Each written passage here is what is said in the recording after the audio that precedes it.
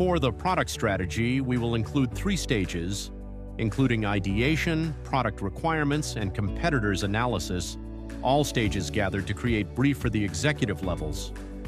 Let's continue with the ideation phase. During the ideation phase, we created frames to define the context clearly, includes problems we are facing, the target audience, success criteria and measurements, and finally the possible solutions for the core user problems.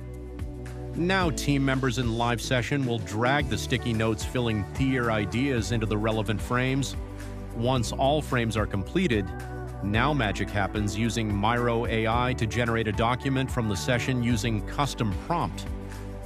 This document will then be converted into a mind map using another custom prompt extending Miro AI, where we can see clearly structured and well-defined ideas for executive levels. Now we can move to next phase. What are the product requirements? In this phase, the team will again drag sticky notes into specific frames. For example, including notes as database in requirements, quick customer support in must-have frame. Additional features can go into nice-to-have frames. Once the session is completed, all frames will be combined and feeded to create a new document using Miro AI, including custom command prompt.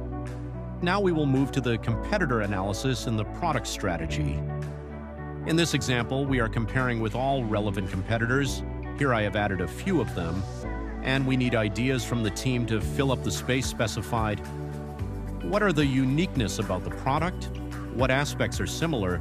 How is our product better? What improvement is required at our end? The team will place sticky notes including ideas in the relevant frames, and after completion, all frames will be feeded to generate a summary document from the session on competitor analysis, which can be used for executive level review and presentation. Thank you.